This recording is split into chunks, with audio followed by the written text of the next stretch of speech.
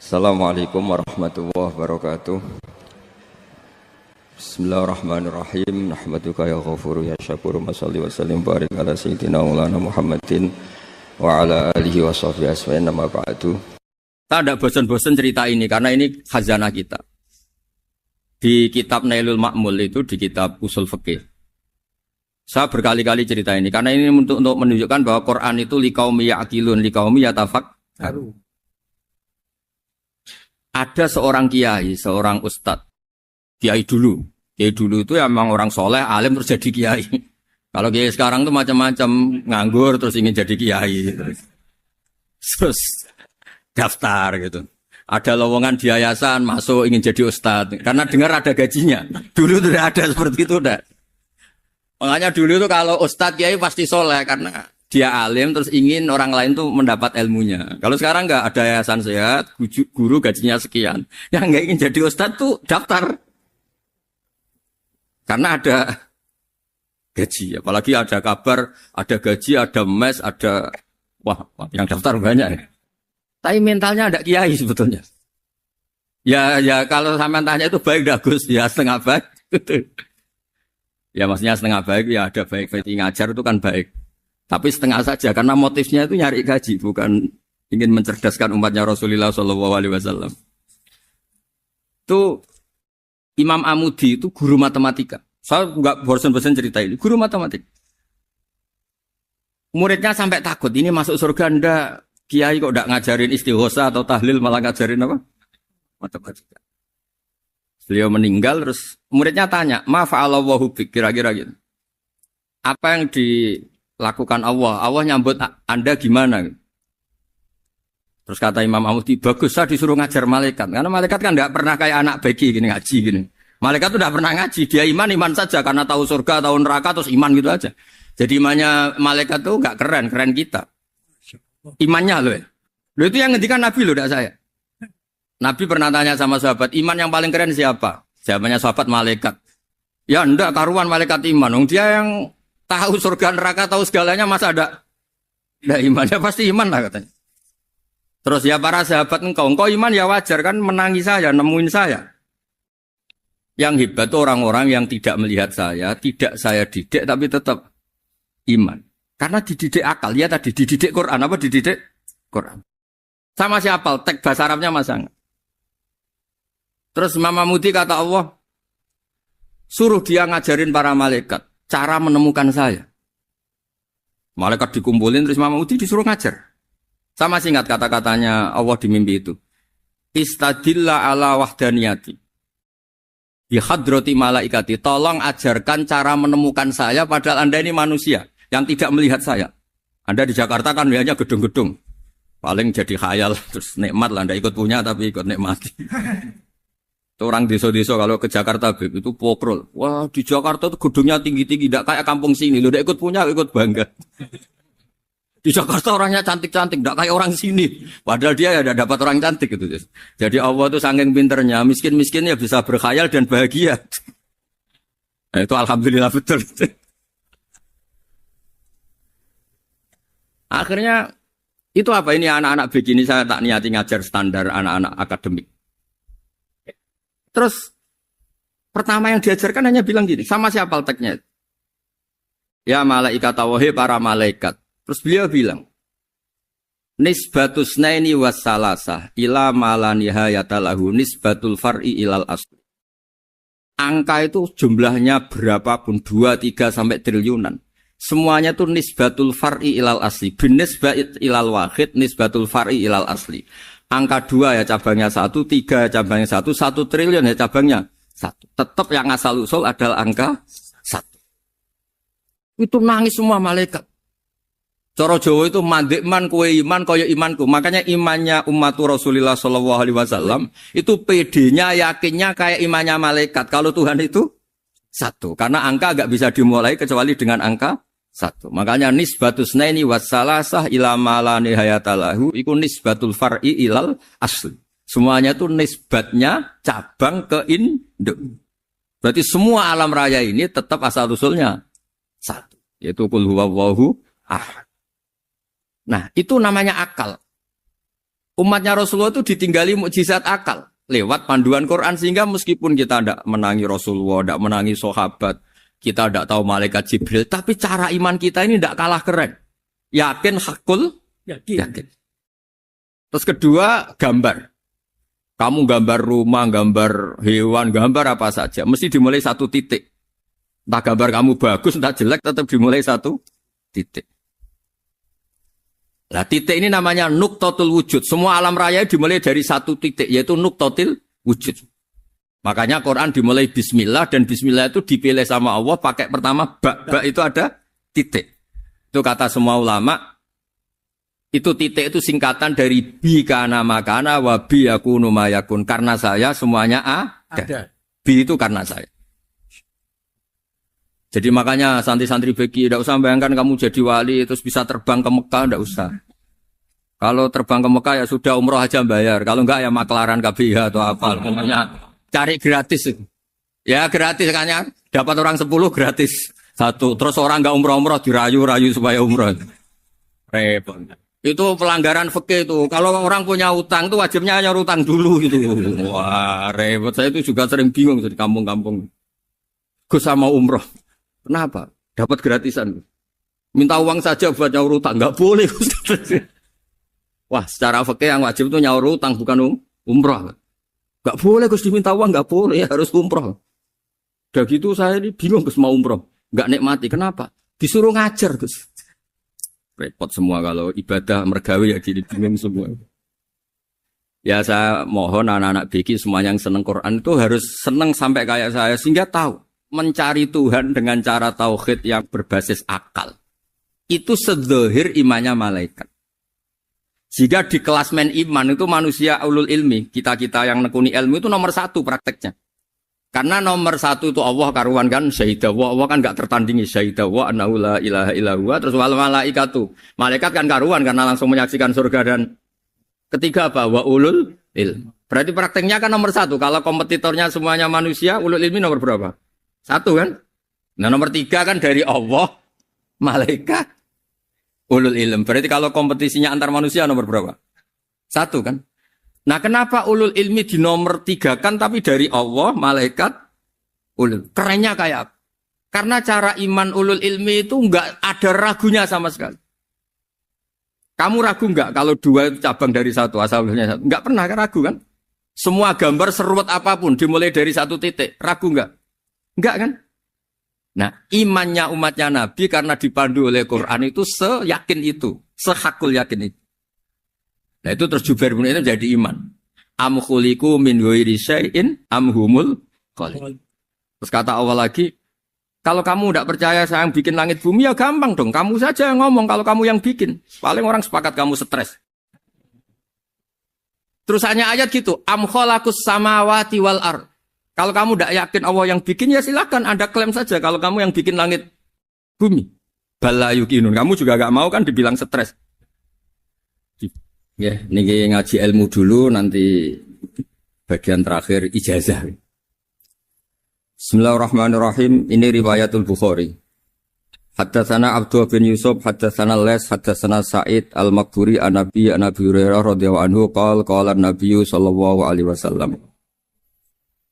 Ma minal anbiya'i nabiyyun illa qad u'tiya minal ayat ma mithluhu amana alaihil bashar. Wa innama kana alladhi utituhu wahyan awhahu wa ilayya fa arju an akuna aktsarahum tabi'an yaumal qiyamah. Dados kita tahu semua nabi itu punya mukjizat. Ya, semua nabi itu punya apa? Mukjizat. Mukjizat itu hal yang luar biasa yang memastikan manusia itu tidak bisa menyainginya atau menandinginya. Dan rata-rata mukjizat Nabi dulu itu fisik. Misalnya ontanya Nabi Soleh itu kan onta tapi keluar dari batu, itu kan aneh. Aneh sekali. Atau tongkat Nabi Musa bisa simsalabim mengeringkan laut apa? Merah. Semua Nabi itu punya mukjizat dan semuanya berbentuk fisik. Kecuali mukjizatul Rasulullah Shallallahu Alaihi Wasallam itu berupa Al-Quran. Al-Quran itu konsep ilmiah. Terus kata Rasulullah SAW, tapi saya karena Quran itu justru berharap pengikutku besar dan sampai hari kiamat. Sekarang kita logika ya. Andaikan kamu punya tongkatnya Nabi Musa, kalau kamu suka uang, kepikirannya dijual apa dipakai?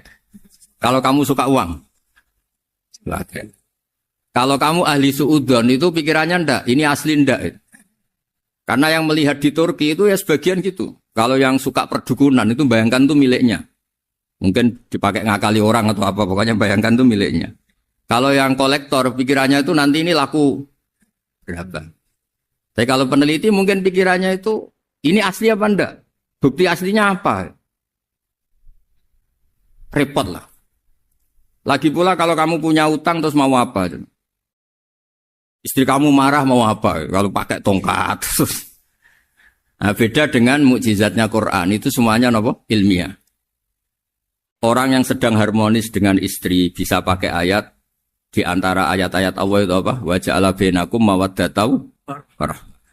Nanti kalau ditakdir cerai, saya tidak menyarankan cerai. Kalau ditakdir cerai, itu masih dimotivasi sama Allah. Wa iya tafarraqa yughnillahu kullam min sa'ati. Jika suami istri itu cerai, jangan-jangan suaminya dapat istri lebih baik, istrinya nanti dapat suami lebih baik. Jadi yang masa lalunya ada keprahara. Kan banyak orang suaminya meninggal ketika nikah lagi ditanya, kangen sama suami pertama, alhamdulillah ini lebih baik. Padahal suaminya yang meninggal itu berharap istrinya ini kangen. Ternyata dia sudah syukur dapat suami yang lebih baik. Jadi Quran itu menunggui kita. Ila yaumil qiyamah. Kita tidak bunuh diri. Itu ya barokahnya Quran. Karena problem apapun kita dinasihati apa sabar. Apa dinasihati sabar.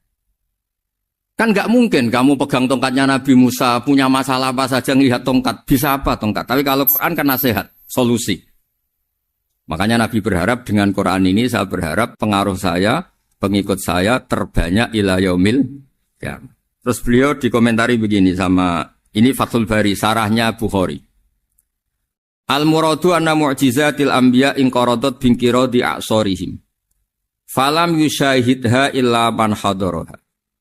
Problem mukjizat nabi-nabi dulu itu kan fisik. Sehingga yang tahu kalau Nabi Soleh punya unta yang ajaib, itu yang tahu ya hanya yang hadir saat itu. Yang tahu kalau tongkat Nabi Musa bertuah, itu juga yang tahu hanya yang hadir saat itu. Selebihnya tahu tongkat ya di museum.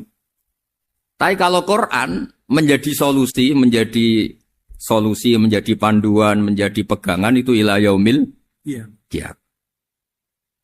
Kita beri contoh ya Quran panduan yang paling gampang misalnya begini. Dulu ini cerita ya. Dulu itu ada orang kafir cerdas namanya Jubair bin Mut'im. Itu saking pinternya dia, pinter juga tokoh. Itu sebagai delegasi pembebasan Asra Badrin. Jadi tawanan-tawanan perang Badar itu mulai dulu ya ada negosiasi mau dibebaskan. Terus orang-orang kafir ini menugaskan namanya Jubair bin siapa? Mut'im. Ini ada di Bukhari. Karena ini ngaji di Jakarta. Kalau orang nggak tahu hadis juga tanya ini sahih enggak gitu. Wong nggak tahu kok tanya itu aneh. Padahal kalau dibodoni itu ya nggak tahu. Tapi ya tetap tanya hadisnya ini sahih enggak. Ini kata kiai apa kata nabi ini ya. Memangnya kata nabi kamu dengar kan ya lewat kiai. Memang. Setelah itu Jubair itu datang ke Medina. Dengerin, datang ke mana? Madinah. Kemudian dengar Nabi baca Wattur pas sholat maghrib. Jubair karena Nabi dulu gak ada hotel, gak ada pondok ya. Pondoknya Nabi hanya sufah itu. Nabi baca maghrib, bukan diskusi, bukan debat. Baca Wattur wa kitabim mastur firrokim mansur wal baitil ma'mur wasaqufil marfu wal bakhril masjur. Terus itu. Kemudian sampai pada titik ayat am khuliqu min ghairi syai'in. Masa manusia atau alam raya yang maujudat, yang nyata, yang wujud nyata.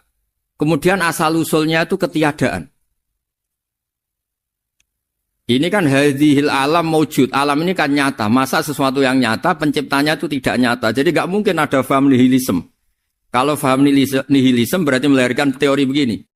Al-adamu yakhluqu maujudan. Sesuatu yang tidak ada, menciptakan yang... Itu kan akal gak bisa nerima. Kalau sesuatu ini ada, penciptanya pasti ada. Terus Akhirnya Jubair bin Mut'im itu simpuh di depan Rasulullah terus bilang, "Ya Muhammad, kada qalbi ayatir." Hampir saja hati saya terbang. Kalau riwayatnya Imam Ahmad, faka'anna masudi aqalbi, hati saya dihancur. Semua teori yang saya bawa untuk ngelawan kamu sekarang luluh semua, hancur semua. Yang benar adalah teori Anda bahwa Tuhan itu satu dan Tuhan itu ada sebelum semua makhluk. Coba kalau Nabi Muhammad ada Jubair bin Mut'im terus menyembunyikan tongkat dekat mihrab, terus dilihat ini apa? Paling pikirannya ini dari kayu apa? Terus yang bentuk tongkat itu tukang pemahatnya siapa? Kok kurang keren kalau di Blitur gimana ya? Kan malah panjang.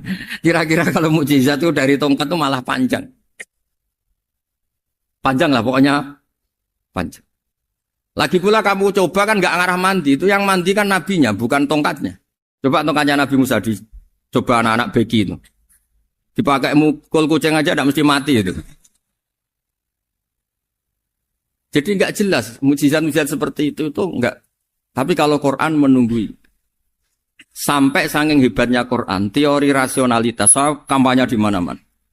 Tingkat validitas, tingkat kebenaran Quran itu bahkan bisa diuji tanpa membuktikan. Tanpa apa? Cukup pakai akal. Ya terus saya teruskan. Fala yamurru terus al-murad anna mu'jizatil anbiya in qaradat binqidari a'sam wa mu'jizatul Qur'an mustamirratun ila yaumil qiyamah. Wa kharquhu lil adat fi uslubihi wa balaghatihi wa ikhbarihi bil maghibat. Terus kata ini yang ngarang Fathul Bari sarahnya Imam Bukhari. Fala yamurru asrun minal a'sar illa wa yadharu fihi syai'un mimma akhbaru bi annahu sayakun yadullu ala sihhati da'wahu. Wa hadza aqwal muhtamilat. Wa takmiluhu fil ladzi ba'da wa qilani ya anal al makna anal mukjizat al madiyah kanat khissiyatan tusyahadu bil absar kana qoti soleh wa asa Musa. Mukjizatnya nabi-nabi dulu itu hanya penyembuh, hanya pelengkap, hanya nuruti keinginan mata. Seperti dahsyatnya apa? Laut Merah diseblak apa dipukul sama tongkatnya Nabi siapa? Itu semuanya itu hanya memanjakan mata. Urusan mata. Terus wow itu. Tapi kalau mukjizatnya Nabi Muhammad itu berdasar akal. Maksudnya berdasar akal nih dengerin ya. Dengerin betul. Ketika Laut Merah terus tersibak kan, wow itu keren kan. Terus kita bilang, menyimpulkan, wah kita tidak akan mampu. Itu bodoh sekali kesimpulan kita tidak akan mampu. Meskipun bikin nyamuk Anda juga tidak mampu. Loh untuk memutuskan tidak mampu saja kok sampai pertunjukan seperti itu tuh laopo, cek goblok gitu. Nah kalau kita karena umat yang pinter untuk memaksa kita nggak mampu, Allah bilang Inna wa la yastahi ayadriba mathalam ma ba'ud. Kita melihat nyamuk langsung berkesimpulan tidak mampu. Saya berkali-kali cerita nyamuk itu sudah kecil, masih punya urat, uratnya kayak apa? Masih punya kuman, kumannya seberapa? Ya enggak? Nyamuk itu kecil, punya organ tubuhnya punya urat. Itu kalau kamu pinter, antara tongkatnya Nabi Musa menyibak Laut Merah sama nyamuk itu sama-sama berkesimpulan melahirkan satu faham bahwa kita tidak mampu. Loh, untuk memaksa tidak mampu saja kok menuju pertunjukan ada onta keluar dari batu. Nakotu soleh, ada tongkat yang bisa mengeringkan laut. Cik goblok ya. Lah kita alhamdulillah ada jenis goblok yang seperti ini. Untuk ikrar bahwa Allah itu hebat ala kulli syai'in, cukup lihat nyamuk. Kagum kan? Sudah tidak usah bikin hidup. Saya berkali-kali mencontohkan. Para pemahat tak suruh bikin patung gajah, itu mampu. Tak suruh bikin patung nyamuk kalau bisa. Nyari materi dari apa? Gampang mana bikin patung gajah sama patung nyamuk? Gajah, makanya Allah bikinnya contoh itu untuk ijaz itu pakai nyamuk, bukan pakai gajah. Itu kalau ustadz-ustadz yang agak jorok malah contohnya nyamuk, Gus. Itu kecil. Itu kayak apa? Di dalamnya dia hamil. Itu anaknya kecil lagi, telurnya kecil lagi, itu gimana itu cara bikin itu? Makanya di sini ini ada kitab Itqan, itu komentarnya itu lucu. Ini kitab Al-Itqan karangannya Imam Suyuti. Ini persis komentar saya tadi ya. Kata Imam Suyuti, pengarang kitab Itqan, wa ya imma khissiyah wa imma aqliyah. Jadi mukjizat itu ada yang fisik, bisa dilihat indra, panca indra, bisa dilihat akal. Wa aktsaru mu'jizati Bani Israil kanat khissiyah li baladatihim. Bilada itu goblok. Wakil lati basoirihim. Dasar wong goblok. Mukjizat itu ngenteni sing wow. Maksudnya dasar wong untuk ngakui Allah hebat saja kok nunggu hal-hal yang seperti itu gitu. Paham gitu? Mergo likil lati napa aklihim. Wa aksaru mu'jizati hadil ummah aqliyatun li farati dzakaihim wa kamali afwahihim. Dan mukjizatnya umat ini semuanya berdasar akal karena sudah cerdas. Jadi andaikan kita melihat tongkatnya Nabi Musa menyibak Laut Merah dengan melihat nyamuk, kesimpulan kita sama. Sama-sama wow, sama-sama keren, sama-sama memastikan kita tidak mampu.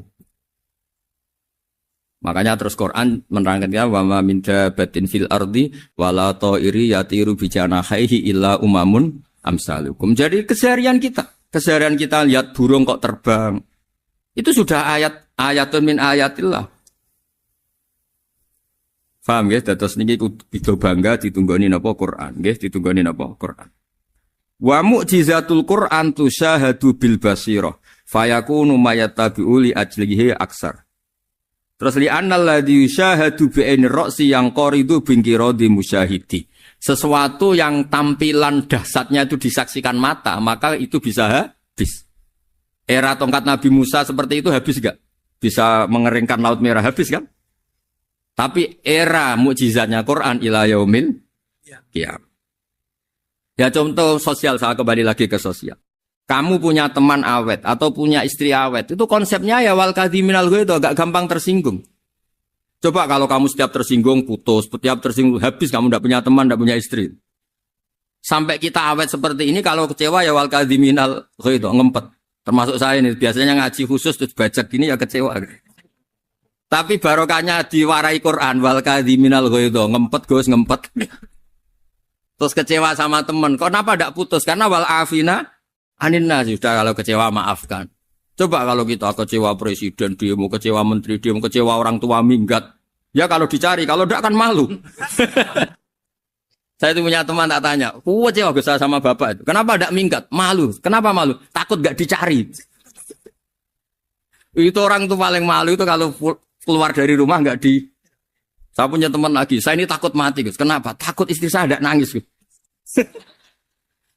Itu kematian terburuk itu kalau mati tahu istrinya ada nangis, itu malu betul itu.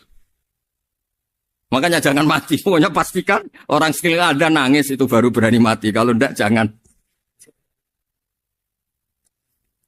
Ya jadi mukjizatnya Nabi itu luar biasa. Nah ini terus saya teruskan ya, makanya mukjizat terbesarnya Nabi adalah Al-Quran. Karena Al-Quran itu cerita tentang hukum-hukum akal, cerita tentang logika-logika peradaban. Misalnya logika peradaban, contoh paling gampang. Di Quran itu ada sekian ayat yang Allah cerita peradaban. Misalnya wa ahsinu innallaha yuhibbul muhsinin. Itu dikutip, terus kemudian disimpulkan dalam peradaban. Kata Sayyidina Ali karramallahu wajhah, ngendikannya gampang. Ahsin man syi'ta takun amirah. Kamu berbuat baik saja sama seseorang, maka otomatis kamu akan jadi pemimpinnya. Ada orang gak tamat SD, gak tamat papa, gobloknya minta ampun. Tapi karena gaji seorang pakar, kamu tak gaji 1 bulan 1 miliar, perusahaan saya jadikan besar. Itu dikongkan ngalor ngidul ya nurut. Hanya karena dia ihsan. Terus wastaghni amman syi'ta takun nadhira. Saya ulang lagi. Wastaghni amman syi'ta takun nadhira. Dan kamu jangan butuh orang lain, siapapun dia, maka kamu akan setara. Misalnya ada menteri orang antri mau salim, tapi kamu tidak butuh, kan tenang saja. Tapi kalau kamu butuh, habis kamu. Ya kan? Kamu tidak butuh seseorang, maka kamu posisinya akan setara. Kamu harus sopan karena punya utang jasa. Kalau nggak punya apa-apa kan setar. Ya enggak? Misalnya kamu jajar rektor atau jajar menteri, jajar apa saja. Kalau kamu tidak punya utang kan, kamu jajar menteri tidak punya utang. Sama jajar satpam tapi punya utang, takut mana?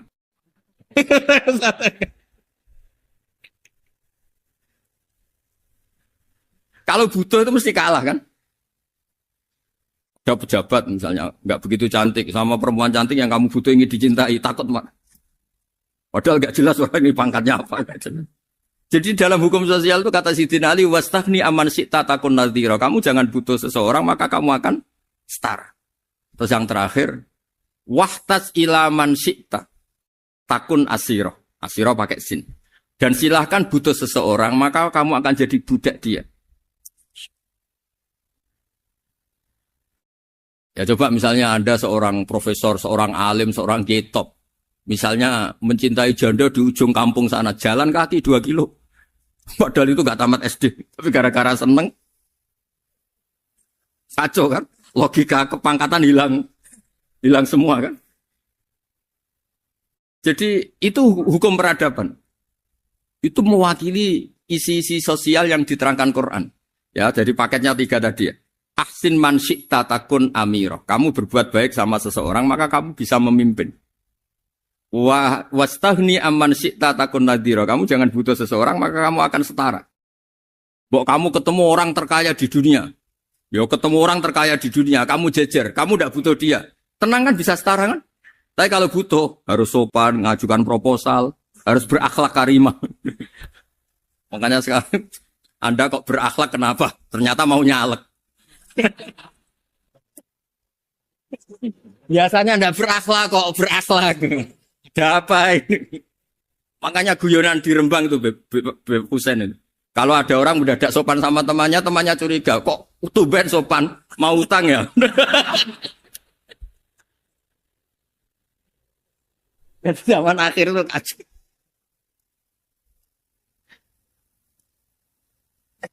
Ya di semua daerah gitu ya sama Pak Rektor ya. Kalau ada teman biasanya nggak sopan kok sopan, itu temannya curiga. Ini Pak Rektor UI ikut kaji. Kok tumben sopan, ada apa ya? Karena di mana-mana orang butuh itu pasti beretika. Kamu punya teman paling berdua, kalau mau utang berakhlak gak? Atau misalnya kamu punya adik cantik terus punya teman berdua, kalau cinta adik kamu berakhlak gak? Biasanya nggak sama sekali nggak berakhlak. Gara-gara butuh menjadi berakhlak. Ya jadi hukum sosial itu ya kuncinya 3 tadi. Ahsin man syi'ta takun amira. Wastahni amman syi'ta takun nadhira. Terus wahtas ila man syi'ta takun asira. Kalau kamu butuh seseorang pasti kamu dibikin hina. Asir itu tawanan. Nah, Quran itu bicara sosial itu lengkap. Dan itu yang nunggui kita. Kita punya tetangga yang kurang baik, ya seneng. Punya tetangga baik, ya seneng. Kata Imam Syafi'i, saya berkali-kali cerita. Kok seneng semua Imam Syafi'i? Ya bagus lah. Kalau yang seneng saya enak lah. Dijak jagongan, dijak ngopi enak. Yang gak seneng saya, gak ngarah utang. Uang itu nak, kamu punya tetangga gak seneng kamu. Aman kan? Aman. Gak akan pinjem uang kan? Pinjem mobil. Uang gak seneng kok. Makanya Imam Syafi'i itu kalau ngedikan luar Syafi'i, diceritain orang. Ya Aba Abdillah bagiannya. Ya Aba Abdillah orang itu gak seneng kau. Bagus lah. Loh kenapa bagus? Waman asa'a ilaika faqad atlaqaka. Orang yang gak seneng kamu maka membebaskan kamu. Gak akan pinjam uang, pinjam mobil, gak akan ganggu waktu kamu kan gak seneng. Justru yang seneng-senengi masalah pinjam terus. Imam Syafi'i itu orang yang anggap dunia itu selesai. Ada yang cerita, ya Aba Abdillah, orang yang tadi cium tangan engkau, yang hormat engkau, di luar maki-maki engkau, ngerasain engkau, ngata-ngatain engkau. Ya bagus lah. Kok bagus gimana? Berarti saya wibawa, depan saya tidak berani. Berarti saya wibawa, di depan saya tidak berani. Berarti itu makomnya sudah kulillah, sumadarhum fi khawdihim, ya labun, sudah dunia itu selesai, sudah agak penting semua. Nah, itu kalau kamu anak-anak beki ahli Quran, sudah ayatnya kulillah, sumadarhum fi khawdihim, ya labun, sudah lihat Allah saja agak penting, makhluk-makhluk itu. Dah makhluk semua agak penting, sepenting Allah. Nah, kita ini ditunggoni mukjizat seperti itu. Bayangkan misalnya kita ditunggoni tongkatnya Nabi Musa. Saya ngajar di sini terus ini tongkat. Terus nanti yang tanya, Gus itu kayu apa Gus? Nanti yang kolektor tanya itu harganya berapa Gus? Ruwet apa? Ternyata yang ahli suudon itu asli gak Gus? Wah. Yang ahli suudon kan mesti tanyanya gitu, itu asli enggak Gus? Repot-repot pokoknya. Tapi kalau Quran kan jelas. Suatu saat ada perdebatan antara Abul Hasan al-Asy'ari. Abul Hasan al-Asy'ari ini tokoh ahli sunnah paling populer dalam ilmu logik. Dia mengatakan orang menemukan Tuhan itu harus lewat logika yang cermat. Tidak boleh taklid, hanya ikut-ikutan. Dia harus menemukan satu argumentasi bahwa Tuhan atau pencipta langit itu ada. Kemudian ada satu problem di mana orang-orang kampung atau orang-orang yang lugu atau orang-orang awam itu tidak bisa ilmu logika, ilmu mantek kalau dalam bahasa pesantren. Kata Abul Hasan al-Asy'ari, itu masih mungkin. Alhasil para ulama ini meneliti ke orang-orang yang lugu, yang di kampung, yang petani, yang lugu sekali. Apa yang mereka temukan? Ternyata mereka punya cara logikanya sendiri untuk menemukan Tuhan, Sang Pencipta. Pernah suatu saat ada seorang petani lugu, biasa menggembala unta, ditanya, Bima araf tarubak, lalu kamu yang petani ini yang hanya ngurusi sawah, ngurusi ladang, dengan cara apa kamu tahu kalau Tuhan itu ada? Si petani tadi marah besar dan dia mengatakan, Al-ba'ratu tadullu alal ba'ir wa asharul aqdam yadullu alal masir. Kata petani tadi, yang namanya ada kotoran unta, pasti ada untanya. Yang namanya ada jejak kaki, pasti ada yang barusan lewat. Artinya kalau ada makhluk, pasti ada pencipta. Ini logika awam yang mudah. Kita tidak mungkin mengatakan bumi ini pencipta, mengatakan matahari pencipta. Kelihatan sekali kebendaannya, kelihatan sekali bahwa bumi matahari tidak punya ikhtiar, tidak punya kekuatan. Kelihatan sekali sifat-sifat kemakhlukannya. Jika benda-benda ini karuan makhluk, pasti menunjukkan bahwa ada penciptanya, ada khalik. Bismillahirrahmanirrahim. Alhamdulillahirabbil alamin wassalatu wassalamu ala asyrafil mursalin sayyidina Maulana Muhammadin wa ala alihi washabihi ajmain amma ba'du. Berikut sebagai mukaddimah bahwa Profesor Zaini Dahlan berkeinginan UII punya tafsir dan terjemah sendiri. Lewat proses yang panjang dan melibatkan tim, di antaranya saya, terbitlah tafsir versi UII juga terjemah versi UII. Di antara ciri khas terjemahan UII adalah bahwa bahasa Arab yang tentu mengandung kesusastraan Arab, balaghah, kemudian ditransfer untuk pembaca Indonesia. Sehingga di antara ciri khas terjemahan UII adalah dengan rasa Indonesia dan tentu tidak merubah makna. Berikut beberapa kutipan yang perlu pemirsa atau pendengar tahu. Al-Quran adalah satu kitab suci yang diturunkan kepada Nabi besar Muhammad SAW. Dan di antara ciri Al-Quran adalah menjelaskan kebenaran secara jelas, secara gamblang. Sebagaimana firman Allah, bahwa Rasul adalah Rasulun minallah yatlu suhufam mutahharah. Rasulullah diutus oleh Allah Subhanahu wa taala ketika penduduk Makkah sangat-sangat jauh dari kebenaran. Mereka adalah penyembah berhala yang dikira sebagai Tuhan, dan jumlahnya Tuhan-Tuhan itu banyak sekali. Suatu saat Rasulullah mendakwahkan bahwa Tuhan itu satu dan harus satu. Tapi kata mereka, kenapa Muhammad menjadikan Tuhan satu? Padahal urusan kita banyak, problem kita banyak. Harusnya Tuhan itu juga banyak. Ini yang diceritakan dalam surat Shad, Aja'alal alihata ilaha wahida inna hadza lasyai'un ujab. Bagaimana mungkin urusan kita yang banyak, yang harusnya butuh Tuhan banyak, kemudian menjadi hanya Tuhan satu. Lalu Rasulullah dengan sabar, dengan telaten memberi penjelasan. Dan ini yang disebut al-bayyinah, penjelasan yang sangat jelas, sangat gamblang, sangat rasional. Kata Rasulullah dalam sebuah hadis yang diriwayatkan dalam Musnad Ahmad, teksnya begini. Orang-orang yang menyembah selain Allah, itu ibarat kama sali rojulin istaro abdan min kholisi malih biwarikin au dhahabin. Faja'ala ya'malu, mereka mau bekerja tapi wayu'ti ghullatahu ila ghairi sayyidi. Fa'ayyukum sarrohu ayyakuna abduhu kadzalik. Nabi lalu kemudian bikin analogi. Wahai masyarakat Mekah, bagaimana kalau Anda ini jadi seorang pembantu atau seorang budak lalu punya majikan banyak. Dan semua majikan Anda ini punya perintah yang beda-beda, punya selera yang beda-beda. Semuanya atasan Anda, semuanya majikan Anda. Apa Anda senang punya majikan yang banyak? Lalu mereka bilang, wah susah Muhammad kalau kita punya majikan banyak. Tuhan kamu adalah majikan kamu. Bagaimana kalau Tuhan banyak, punya perintah yang beda-beda, punya selera yang beda-beda? Kalian pasti akan kebingungan. Ya sudah Muhammad, normalnya Tuhan itu satu. Sehingga mereka tercerabut dari pemikiran bahwa Tuhan harus banyak. Ini yang dimaksud dalam surat Al-Bayyinah. Lam yakunil ladzina kafaru min ahlil kitab wal musyrikina munfakina hatta ta'tiyahumul bayyinah. Bahwa orang-orang kafir, baik kafir ahli kitab maupun kafir musyrik Mekah, mereka tidak pernah terlepas dari sifat kekafirannya, yaitu menuhankan banyak Tuhan, sampai datang sebuah bayinah. Bayinah itu argumentasi kebenaran yang begitu jelas. Setiap membawa kebenaran, argumentasinya meyakinkan. Itu siapa? Rasulun minallah yatslu suhufam mutahharah, yaitu Rasul yang membacakan lampiran-lampiran suci, yaitu Al-Quranul Karim. Dengan penjelasan analogi tadi, kemudian orang-orang Mekah sadar, susahnya kayak apa kalau Tuhan banyak, lalu perintahnya beda-beda, seleranya beda-beda, hukumnya beda-beda. Ini membingungkan.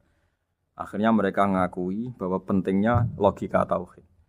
Nah ini yang Rasulullah ini benar-benar berstatus bayinah. Kemudian analogi betapa buruknya kita saat menyembah selain Tuhan. Lalu Rasulullah mencontohkan sebagaimana yang saya kutip tadi dari Musnad Ahmad. Misalnya Anda punya pembantu atau zaman dulu budak. Anda beli dari harta kamu, dari uang kamu. Kemudian budak ini kerja. Yang ngasih makan kamu, yang fasilitasi kamu, toko milik kamu, semua milik kamu. Kemudian dia kerja dan hasil dari kerjanya dia dikasihkan ke orang lain. Kamu senang tidak punya budak yang seperti itu, kata Rasulullah. Wah kita semua tidak senang Muhammad.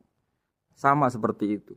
Kamu adalah bisa makan rezeki dari Allah. Kamu nempat di buminya Allah. Kamu minum dari air yang dibikin Allah. Kemudian Anda menyembah selain Allah. Itu aneh apa enggak? Menyembah zat yang tidak memberi rezeki kamu, yang tidak bikin bumi untuk kamu, yang tidak bikin langit untuk kamu, yang tidak bikin fasilitas air untuk kamu. Aneh enggak? Semenjak itu mereka berpikir betapa buruknya mereka menyembah berhala, menyembah arca, menyembah Yesus, menyembah macam-macam. Nah ini yang disebut Rasulullah adalah orang yang benar-benar bayinah. Ketika melontarkan kebenaran, benar-benar jelas sehingga diterima secara akal yang sehat.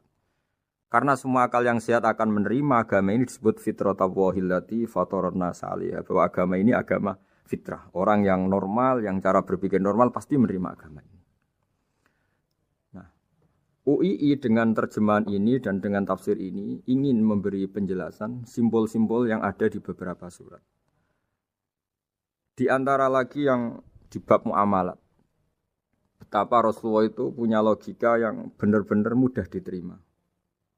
Dulu orang Arab dalam bab muamalat jual beli biasa menjual kurma masih kecil, masih belum jelas jadi kurma yang baik apa enggak. Kalau istilah orang Jawa masih pentil ini. Kalau bahasa Arab qobla buduwi solahiha. Calon buahnya itu belum pasti jadi buah. Kemudian masih bunga, masih apa sudah dijual. Dengan transaksi asumsi harga andekan sudah jadi kurma. Kalau dalam Jawa mungkin jual mangga sebelum tua, masih pentil, masih kecil. Lalu kata Rasulullah, kamu jangan melakukan itu. Kenapa ya Rasulullah, padahal kita butuh uang? Kata Nabi, Ara'aitum in mana Allahu as-samra, fabima yastakhillu ahadukum mala akhi. Bagaimana kalau buah-buah yang masih kecil itu kemudian berguguran karena satu musim atau karena apa? Lalu kamu mendapat uang itu atas nama apa? Yang dikatakan tijarah adalah muawadhah. Pembeli dapat barang, kamu dapat uang. Lalu kalau barang yang ada enggak menjadi buah yang baik, Anda menerima uang itu atas nama apa? Rasulullah secara haru, secara mengingatkan nurani kita dengan redaksi fabima yastahillu ahadukum mala akhi. Lalu kamu mendapat uang saudara kamu. Atas nama apa? Kalau atas nama buah, mereka belum mendapat buah. Akhirnya ada kesadaran bersama bahwa sebaiknya kita menjual sesuatu itu yang pembeli ya dapat barangnya, yaitu dalam konteks ini buah yang sudah layak dijual, kita dapat uangnya. Ini lagi-lagi Rasulullah al-Bayyinah sekali memberi penjelasan begitu jelas. Ketiga misalnya di bab jinayat, di bab hukum pidana. Rasulullah kalau bikin logika itu begitu jelas, mudah diterima. Misalnya begini, suatu saat Rasulullah bersabda, Al-qatil wal maktul finnar. Orang yang membunuh dan yang dibunuh sama-sama di neraka. Tentu dalam konteks saling bunuh yang dalam kedzaliman. Lalu sahabat janggal. Ya Rasulullah, oke lah kalau pembunuh itu masuk neraka. Ini bagaimana mungkin yang dibunuh pun masuk neraka? Rasulullah dengan jelas, dengan bayinah, dengan hujjah, beliau menjawab, innahu kana harison ala qatli sahibihi. Sebetulnya yang terbunuh pun mentalnya pembunuh, karena dia sangat juga ingin membunuh saudaranya. Nasibnya saja yang menjadikan dia terbunuh. Hanya sahabat tahu, ya ternyata maktul dalam konteks duel adalah mentalnya qatil juga. Sehingga karena mentalnya qatil, dia tetap di neraka. Meskipun prakteknya dia menjadi maktul yang terbunuh. Nah ini yang dimaksud oleh Allah, bahwa Rasulullah ini bisa menghilangkan tradisi kemusyrikan, bisa menjungkir balikkan, menghancurkan kemusyrikan, karena Rasulullah bisa menjelaskan secara detail, hatta ta'tiyahumul bayyinah. Bayyinah adalah Rasulun minallah yatslu suhufam mutahharah. Jadi ini yang insya Allah sebagai kajian kita, bahwa kita butuh sekian penjelasan untuk mengenang dan membuktikan bahwa Rasulullah adalah benar-benar al-bayyinah. Dari sekian contoh tadi, pendengar bisa tahu betapa agama ini mudah diterima oleh akal. Sehingga di beberapa ayat disebut agama ini liqaumi ya'qilun, liqaumi yatafakkarun. Agama ini bagi kaum yang bisa berpikir. Agama ini bagi kaum yang mau berangan-angan. Dulu untuk menghilangkan kemusyrikan dengan logika kafir Mekah bahwa urusan kita banyak, harus Tuhan banyak. Itu panjang sekali. Di antaranya ada ayat yang spesifik tentang itu. Daraballahu mathalan rajulan fihi syuraka mutasyakisuna wa rajulan salamal lirajul. Hal yastawiyani masalah. Allah membuat satu perumpamaan, yaitu di surat Daraballahu mathalan rajulan fihi syuraka, di surat Zumar ayat 29. Allah membuat satu perumpamaan bagaimana andaikan Anda jadi seorang pembantu atau asisten, lalu Anda punya majikan banyak yang seleranya beda-beda. Kemudian dibanding misalnya Anda jadi pembantu dengan satu majikan yang akhlaknya baik, komitmennya baik. Anda milih mana? Lalu orang-orang kafir Mekah menjawab, Muhammad tentu kita milih punya majikan satu yang baik. Kalau majikannya banyak kita jadi repot. Lalu mereka kata Rasulullah, ya sudah, kalau gitu Tuhan kamu satu saja, jangan banyak, kalau banyak jadi repot. Terus mereka baru tersadar bahwa menuhankan Tuhan banyak itu salah dan resikonya lebih banyak. Ini disebut munfakina hatta ta'tiyahumul bayyinah. Mereka orang-orang musyrik enggak mau tercerabut dari akar kemusyrikannya sampai datang al-bayyinah. Sebuah bukti kebenaran yang begitu jelas, begitu nyata. Siapa kebenaran itu? Rasulun minallah yatslu suhufam mutahharah, yaitu Rasulnya Allah yang membaca lampiran-lampiran suci. Lampiran-lampiran suci ini dalam bahasa Arab diikutkan wazan isim maf'ul disebut mushaf. Makanya kitab suci ini ditulis di sohifah. Kalau dalam bahasa Arab lampiran itu sohifah, dijamakkan kata jamaknya suhuf. Kemudian ketika dicetak, dijilid disebut mushaf. Sehingga alhamdulillah UII, Universitas Islam Indonesia, punya mushaf, punya terjemahan, punya tafsir. Ini diharapkan kita sebagai ulama, sebagai da'i, sebagai ustadz bisa warasatul anbiya. Karena kata Rasulullah, al ulama warasatul anbiya. Saya kira demikian supaya pemirsa tahu, pendengar tahu bahwa betapa pentingnya menjelaskan secara bayyinah. Ini penting sekali karena sekarang pikiran di dunia itu macam-macam dan kita butuh energi untuk mengungkap lagi intisari-intisari dari sesuatu yang digulirkan atau dibahas Al-Qur'anul Karim. Sehingga Al-Qur'an ini benar-benar jadi ibrah, jadi teladan bagi kita semua. Jangan sampai karena kita lupa mengkaji Al-Qur'an sehingga hukum-hukum Al-Qur'an menjadi mandek. Kita harus terus mensosialisasikan supaya Quran ini hidup. Caranya gimana? Masyarakat dirangsang supaya tahu al-bayyinah.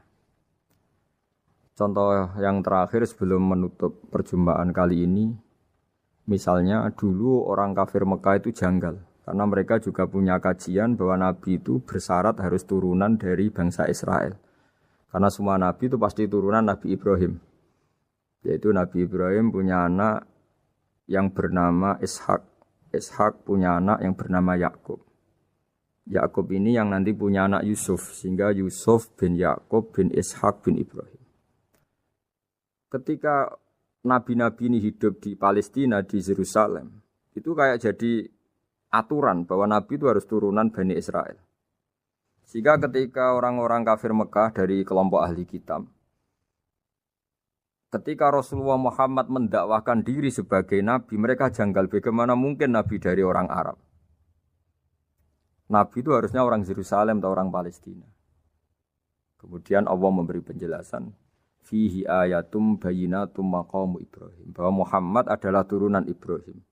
Bukti nyata adalah di Mekah ada jejak kakinya Nabi Ibrahim, yaitu yang sekarang kita sebut maqam Ibrahim. Setelah dilacak-lacak ternyata mbah-mbahnya Rasulullah atau nenek moyang atau leluhur Rasulullah bernama Adnan. Adnan ini kata sejarah-sejarah disepakati wa Adnanu bila raibin intadzawil ulumin nasabiyah ila dzabihi Ismail nisbatuhu wa muntama. Bahwa Adnan ini tertulis secara sejarah lengkap bahwa dia turunan dari Nabi Ismail. Ismail adalah anak dari Nabi Ibrahim. Kemudian makom Ibrahim ini juga dibuktikan sekian sejarah bahwa Ibrahim pernah di situ. Yaitu ketika Hajar, ibu dari Ismail, kesulitan nyari air, lalu lalang lari antara Safa dan Marwah, kemudian kita kenang sekarang bernama Sa'i. Kemudian dekat Ka'bah ada namanya Hijir Ismail, karena dulu jadi kamarnya Nabi Ismail. Hijir, hujro itu kamar atau ruang khusus untuk Nabi Ismail. Sehingga jelas sekali bahwa Ibrahim, Ismail, Hajar pernah hidup di Mekah.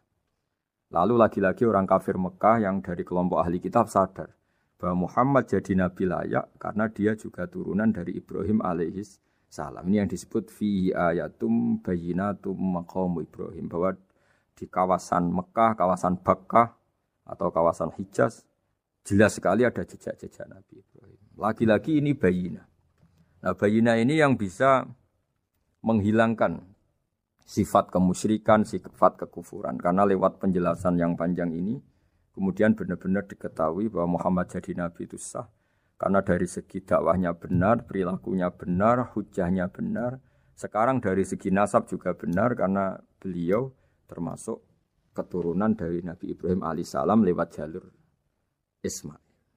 Ini penting kita ketahui dan perlu kita kaji supaya istilah-istilah di Al-Quran kita tahu. Makanya banyak istilah di Al-Quran, misalnya wattaba'tu millata abai, kita ngikuti agama leluhur kami.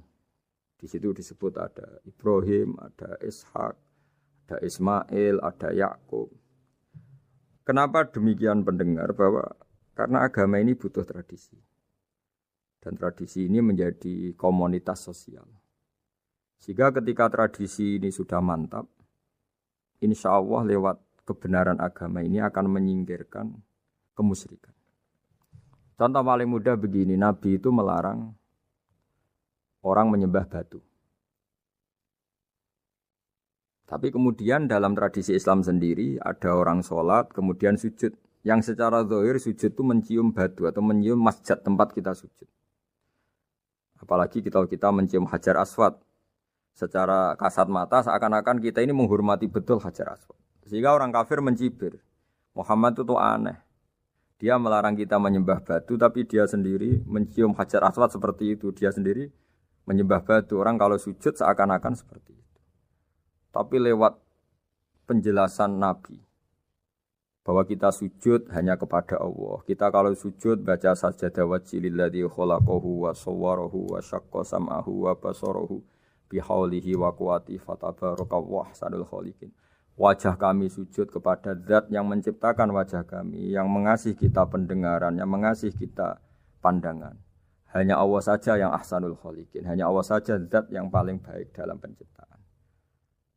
Ini penting sekali saya katakan bahwa sehingga sujud kita yang seperti itu adalah simbol tawadhu. Tidak ada kaitannya dengan kita ini menyembah batu. Sehingga kita tradisikan ke anak-anak saat sujud baca subhana rabbiyal a'la wa bihamdi. Kita ajarkan mereka bahwa semua selain Allah adalah ciptaan Allah. Jadi andai kan enggak ada tradisi tauhid yang dijelaskan begitu detail. Saat kita haji bilang labbaik Allahumma labbaik, labbaik la syarika lak labbaik. Innal hamda wan ni'mata laka wal mulka la syarika lak. Ya. Setiap kita haji mengitari Hajar Aswad kita bilang nikmat semua dari Allah. Enggak ada syarik bagi Allah, enggak ada mitra bagi Allah, enggak ada sekutu bagi Allah. Sehingga karena ini kita maklumatkan, kita kumandangkan. Meskipun umat Islam itu mencium Ka'bah, mencium Hajar Aswad, enggak akan disalahpahami ini bentuk penuhanan kepada Hajar Aswad atau kepada Ka'bah. Karena kita ungkapkan innal hamda wan ni'mata laka wal mulka la syarika lak. Enggak ada syirik, enggak ada mitra bagi Allah. Sehingga dari sekian talbiyahnya Rasulullah kita tahu ini bentuk pemaklumatan tauhid. Bahwa tauhid harus dikumandangkan lewat kalimat-kalimat thayyibah, lewat pemikiran-pemikiran logika hujjah bahwa Tuhan pasti satu dan yang jadi Tuhan hanya Allah Subhanahu wa taala. Karena andekan ini tidak dikumandangkan, kemudian ada ritual yang secara lahir kasat mata nyium Hajar Aswad. Nanti seperti tuduhannya orang kafir bahwa Islam itu aneh, melarang menyembah batu, tapi nyatanya ada ritual mencium batu. Sebab itu tidak menjadi aneh ketika Imam Bukhari termasuk rawi besar, termasuk hadis sahih yang meriwayatkan Sayyidina Umar atau Umar radhiyallahu anhu. Itu setiap mencium Hajar Aswad beliau berkomentar, saya tahu betul kamu hanya batu. La tadurru wa la tanfa. Tidak memberi madarat, tidak memberi manfaat. Kalau saja saya tidak melihat Rasulullah mencium kamu, maka saya tidak mau mencium kamu. Dulu di era itu ada momentumnya. Kenapa sih Umar radhiyallahu anhu atau sahabat Umar susah-susah memberi penjelasan seperti itu? Karena dulu masih ada salah paham bahwa mencium batu itu identik dengan misalnya menuhankan batu atau mendewa-dewakan batu. Sehingga Umar berutuh memberi penjelasan. Sayyidina Umar memberi begitu penjelasan detail bahwa kamu hanya batu yang tidak mandoroti, tidak manfaat. Tapi secara tradisi sunnah Rasul kamu dicium, ya saya ikut. Ini penting sekali penjelasan-penjelasan seperti ini, maklumat-maklumat seperti labbaik Allahumma labbaik, sehingga semua ritual Muslim tidak disangka atau tidak disalahpahami sebagai pemuja materi. Lagi-lagi penjelasan yang detail ini disebut al-bayyinah. Rasulun minallah yatslu suhufam mutahharah. Kemudian ayat berikutnya disebut fiha kutubun qayyimah, bahwa dalam kitab suci Al-Qur'an itu banyak aturan-aturan atau catatan-catatan yang begitu lurus, begitu benar. Tentu karena kita ini orang Indonesia yang kalau mengakses langsung bahasa Arab mungkin kita masalah. Sehingga alhamdulillah Universitas Islam Indonesia menerbitkan seri terjemah juga seri tafsir, dan sekarang dibantu lewat acara ini kita berusaha atau membantu para pendengar untuk lebih memahami lebih jauh. Sahabat Indonesia yang kami hormati, berikut kita mulai kajian tafsir yang dikeluarkan oleh UII. Mari kita mulai dengan surat Al-Baqarah. Bismillahirrahmanirrahim. Alif Lam Mim. Dzalikal kitabul la raiba fihi hudal lil muttaqin. Di sini diterjemahkan Alif Lam Mim, ini termasuk ayat-ayat yang oleh para ulama dianggap mutasyabihat. Artinya kita tidak boleh memaksakan maknanya. Kita cukup iman bahwa itu dari Allah Subhanahu wa taala. Ini termasuk ayat-ayat yang kita percaya bahwa ada makna yang diinginkan Allah, tapi kita tidak perlu menduga-duga Apa sepersisnya makna itu? Dzalikal kitab la raiba fih, kitab ini tidak ada yang diragukan. Hudal lil muttaqin, petunjuk bagi mereka yang bertakwa. Sahabat Unisia yang kami cintai, yang kami hormati, muttaqin dari kata kerja ittaqa yattaqi ittiqaan. Maknanya adalah menjaga diri. Ada 3 kelas muttaqin dalam terminologi para ulama, istilah yang dikeluarkan para ulama. 1, muttaqin orang yang menghindari perilaku syirik atau perilaku kekafiran.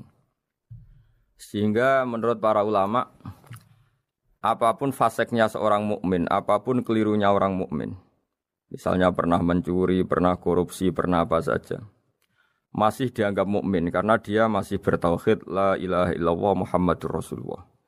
Ini muttaqin yang paling kelas pokok, kelas bawah. Kemudian ada muttaqin kelas kedua, yaitu mereka yang menghindari dosa besar tapi tidak bisa menghindari dosa kecil. Misalnya bisa menghindari dosa zina, tapi dia bisa menghindari dosa melihat perempuan yang bukan mahramnya, yang bukan halal bagi dia. Ketiga muttaqin paling ideal, yaitu menghindari dosa besar, juga menghindari dosa kecil, bahkan menghindari sesuatu yang tidak penting.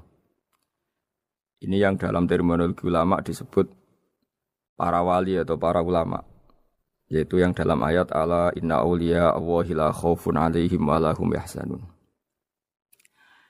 Ini penting kami jelaskan kelas-kelas muttaqin supaya bahwa mukmin tidak pernah keluar dari status iman meskipun dia pernah melakukan satu kesalahan besar. Karena yang dikatakan mukmin adalah siapapun yang meyakini kebenaran risalah Muhammad, risalah yang dibawa Muhammad, berarti dia mukmin. Soal dia melakukan dosa atau apa saja itu menjadikan dia fasik, tapi tidak keluar dari status mukmin. Ini yang dimaksud dalam sebuah hadis, man qala la ilaha illallah dakhalal jannah. Siapapun yang pernah melafadzkan la ilaha illallah iman, maka dia pasti nanti masuk surga. Kemudian ada beberapa pertanyaan dari para sahabat dengan masa lalu orang itu yang macam-macam, Nabi tetap menjawab meskipun dengan masa lalu yang macam-macam. Sebab itu perlu dikaji serius, sebagaimana ada yang ditafsir Sawi bahwa muttaqin itu dari kata kerja ittaqa yattaqi ittiqaan atau ittaqa yattaqi taqwan. Ini maknanya orang yang menjaga diri. Tentu menjaga diri ini ada yang kelas premium, kelas sempurna. Jadi sesuatu apa saja yang bahaya kita jaga, termasuk dosa kecil, melakukan hal yang tidak penting. Ada orang mukmin yang hanya bisa menjaga dari dosa kekafiran, dosa kemusyrikan. Ini pun dengan segala kesalahannya masih ada kemungkinan dimaafkan Allah.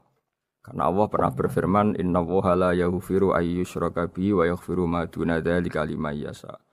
Allah tidak akan memaafkan dosa syirik, tapi Allah masih bisa memaafkan atau masih berkenan memaafkan dosa di luar syirik.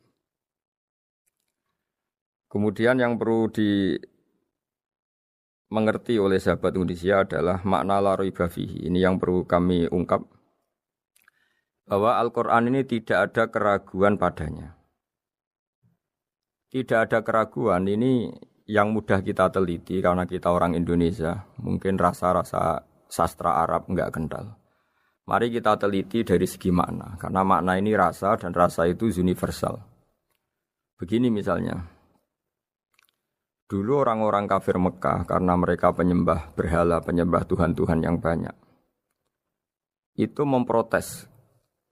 Mereka memanggil tentu masih Muhammad, belum ya Rasulullah. Muhammad, kamu mengajak ke Tuhan berapa? Rasulullah menjawab, ke Tuhan yang satu. Lalu mereka bertanya, Muhammad urusan kita ini banyak, problem kita banyak. Tuhan banyak saja tidak bisa menyelesaikan, apalagi satu Tuhan. Ini yang diceritakan dalam sebagian ayat disebut, Aja'alal alihata ilaha wahida inna hadza lasyai'un ujab. Bagaimana mungkin Tuhan itu satu? Harusnya Tuhan itu banyak karena urusan kita banyak. Lalu Rasulullah dengan bimbingan Tuhan, bimbingan Allah mendatangi mereka, kemudian Nabi menjelaskan, Tuhan itu adalah ketua kalian, Tuhan itu adalah pimpinan kalian. Bagaimana kalau Anda jadi pembantu kemudian punya majikan banyak, punya penguasa banyak, punya tuan banyak. Kemudian semua tuan-tuan Anda ini memerintahkan Anda dengan perintah yang beda-beda. Apa kalian mau punya majikan atau pimpinan yang banyak? Mereka menjawab tidak, Muhammad. Terus mereka akhirnya sadar bahwa problem Tuhan banyak itu tentu lebih sulit, lebih problem. Karena nanti perintahnya beda-beda, keinginannya beda-beda. Mereka akhirnya tersadarkan bahwa sebaiknya atau seharusnya memang Tuhan itu satu. Jadi Rasulullah SAW menjelaskan logika bertauhid itu dengan sekian variasi, dengan sekian logika. Kemudian Nabi kedua juga menjelaskan logika kompetisi. Kata Nabi yang karena bimbingan Allah diberi satu pengertian. Andai kan Tuhan itu 2 atau 3, kemudian berebut dalam tahta aras atau tahta yang di alam raya ini. Sebagaimana lazimnya para penguasa. Maka pasti ada yang menang, ada yang kalah. Dan yang kalah tentu gak layak sebagai Tuhan. Ini yang disebut wala ala ba'duhum ala ba'd. Tentu kalau Tuhan itu banyak, mereka akan berkompetisi, akan bertarung. Dan pasti pemenangnya ya satu, karena memang layak jadi Tuhan tetap satu. Sadarlah bahwa orang-orang kafir Quraisy, orang-orang kafir saat itu sadar pentingnya bertauhid. Ketiga, Nabi juga menjelaskan tauhid secara ilmu logika. Begini para pendengar. Kalau dalam teori ilmu tauhid yang agak jelimet dijelaskan begini. Jika ada 2 Tuhan, maka alam raya ini enggak menjadi alam. Logikanya adalah 2 Tuhan ini bisa kamu katakan sama-sama kuat. Ketika sama-sama kuat kemudian ingin menciptakan langit. Yang satu ingin menciptakan bumi. Yang satu menolak menciptakan bumi misalnya. Atau yang satu ingin menciptakan langit. Yang satu menolak ingin menciptakan langit. Kemudian ternyata bumi ini terbukti wujud. Logika awam adalah yang berhasil menciptakan bumi berarti Tuhan. Yang gagal atau kudrohnya gagal, kemampuannya gagal tidak bisa menciptakan bumi, gagal menjadi Tuhan. Ini logika awam. Logika ini pun kita terima. Tapi kalau menurut logika ahli tauhid, ahli pakar-pakar logika, cara berpandangan begini. Ketika Anda mengatakan ada 2 Tuhan yang sama-sama kuat, kemudian terbukti yang satu mampu menciptakan bumi, yang satu tidak. Bahasa Anda mengatakan sama-sama kuat ini sudah batal dari awalnya karena terbukti bahasa Anda salah, sama-sama kuat ternyata yang satu tidak mampu.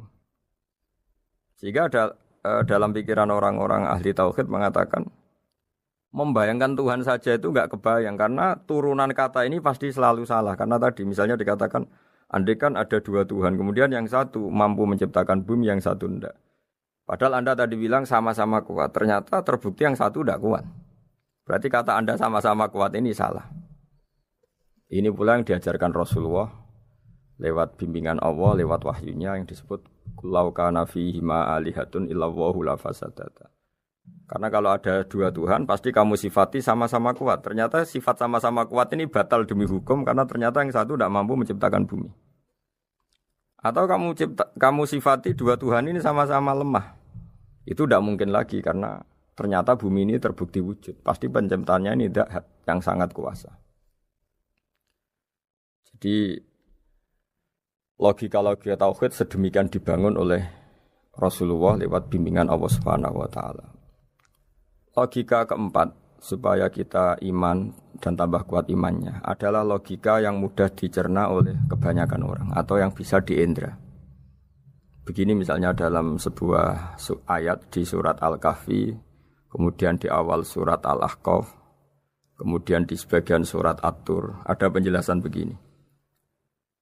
Ketika Rasulullah mengajak manusia menyembah Allah, kemudian orang-orang kafir tanya, lalu Tuhan kamu siapa Muhammad? Tuhan saya adalah Allah menciptakan langit bumi. Terus mereka berandai-andai, ada Lata, ada Uzza, ada Manat, ada Hubal. Itu Tuhan-Tuhan kami. Terus Rasulullah bertanya, apakah Tuhan-Tuhan yang kamu sembah itu memberi kontribusi saat langit dan bumi diciptakan? Mereka menjawab, tidak Muhammad, itu Tuhan-Tuhan yang kami bikin. Begitu juga asumsi tentang Tuhan-Tuhan yang lain. Apakah Isa ikut menciptakan bumi atau menciptakan langit? Tentu jawabannya tidak.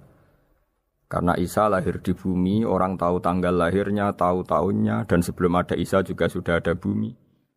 Sehingga untuk menetapkan tauhid, berkali-kali Quran tanya, Amman khalaqas samawati wal ardo, siapa sih yang menciptakan langit bumi? Siapa sih yang menurunkan air dari langit? Siapa yang mengatur ini, itu. Akhirnya mereka menjawab, itu semua Allah Muhammad. Begitu juga kemungkinan setan misalnya. Setan itu fisik atau makhluk atau apa saja yang tidak kita lihat. Kemudian setan itu lewat rayuannya, lewat tipu dayanya ingin disembah. Kata Allah menjelaskan ini, ma asyadduhum khalqas samawati wal ardi wala khalqa anfusihim. Kamu tidak perlu takut sama setan atau apalagi menuhankan setan. Setan itu tidak yang punya reputasi menciptakan langit dan bumi. Bahkan setan tidak bisa menciptakan dirinya sendiri. Ini menjadi pengetahuan bagi kita betapa bagi pakar-pakar tauhid, ahli tauhid, ketika setan nyatanya diusir dari surga, itu pun versi mereka. Versi mereka pun mengatakan seperti kita bahwa setan itu diusir dari surga dan ya keluar dari surga. Kalau setan itu Tuhan, tentu diusir gak mau karena di surga itu nikmat. Ketika setan diusir dari surga ya keluar, dia juga jadi makhluk yang hina dina. Berarti dia tidak punya kekuasaan bahkan pada dirinya sendiri. Dipaksa keluar dari surga ya keluar, dipaksa menjadi ahli neraka jadi ahli neraka, dipaksa jadi apa saja juga dia akan jadi seperti yang dipaksakan. Ini menunjukkan bahwa setan adalah tahta kudratillah, tahta qahrillah, tahta satwatillah, bahwa setan pun dalam kendali kekuasaan. Makanya Allah mengatakan kamu tidak usah menyembah setan, tidak usah nurut sama setan. Setan itu lemah sekali. Karena faktanya dia tidak bisa memaksakan keinginannya. Ini yang oleh Allah disebut dalam firman-Nya inna kaida syaitani kana dhaifa. Setan itu lemah sekali. Ini perlu saya sampaikan ke para pendengar Unisia bahwa bertauhid itu ada sekian logika. Logika kelima adalah logika orang awam. Awam sekali. Suatu saat ada perdebatan antara Abul Hasan al-Asy'ari. Abul Hasan al-Asy'ari ini tokoh ahli sunnah paling populer dalam ilmu logika. Dia mengatakan orang menemukan Tuhan itu harus lewat logika yang cermat. Tidak boleh taklid, hanya ikut-ikutan. Dia harus menemukan satu argumentasi bahwa Tuhan atau pencipta langit itu ada. Kemudian ada satu problem di mana orang-orang kampung atau orang-orang yang lugu atau orang-orang awam itu tidak bisa ilmu logika, ilmu mantek kalau dalam bahasa pesantren. Kata Abu Mansur, kata Abul Hasan al-Asy'ari, itu masih mungkin. Alhasil para ulama ini meneliti ke orang-orang yang lugu, yang di kampung, yang petani, yang lugu sekali. Apa yang mereka temukan? Ternyata mereka punya cara logikanya sendiri untuk menemukan Tuhan, Sang Pencipta. Pernah suatu saat ada seorang petani lugu biasa menggembala unta ditanya, Bima araf tarubak, lalu kamu yang petani ini yang hanya ngurusi sawah, ngurusi ladang, dengan cara apa kamu tahu kalau Tuhan itu ada? Si petani tadi marah besar dan dia mengatakan, Al-ba'ratu tadullu alal ba'ir wa asharul aqdam yadullu alal masir. Kata petani tadi, yang